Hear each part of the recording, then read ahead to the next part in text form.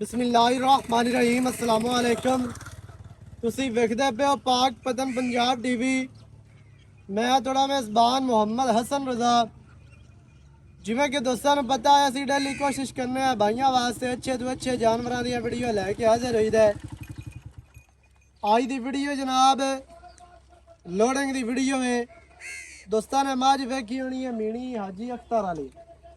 ਇਹ ਤੁਹਾਨੂੰ ਪਿੱਛੇ ਵੀ ਨਜ਼ਰ ਆਉਂਦੀ ਪਈ ਹੈ। ਮੱਝ ਦੇ ਥੱਲੇ ਜਨਾਬ ਕੱਟੀ ਹੈ ਮਾਸ਼ਾਅੱਲਾ ਬੜੀ ਖੂਬਸੂਰਤ।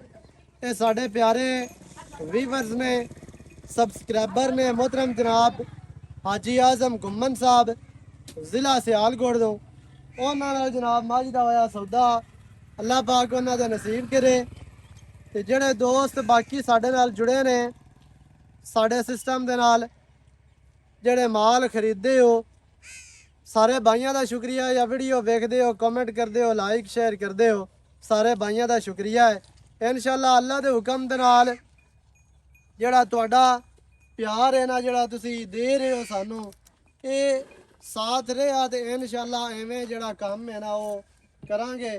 ते तुहाडे तावन दे नाल ही प्यार दे नाल ही तुहाडी सपोर्ट दे नाल ही काम जनाब चल रहा है। इंशाअल्लाह एवें ही चलसी। बाकी जेड़ी गल है ना हाजी साहब होरां नाल करने है सारी डिटेल तुहानू लैके देने। अस्सलाम वालेकुम।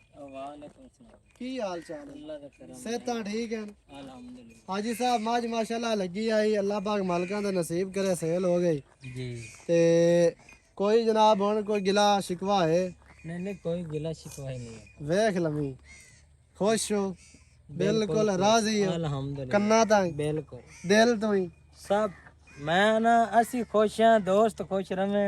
हाँ जी ते ए हाजी साहब मुकदरा वाले बंदे ने जिन्हों ने मझ ले ली है। हाँ जी इंशाल्लाह मझ जेड़ी है सियालकोट दे विच ना कटसी अपना ही कटसी ते हाजी साहब दा भी कटसी कोई कोई चीज आई है। अल्लाह दे जेड़े रह गए ने वो भी पछतास।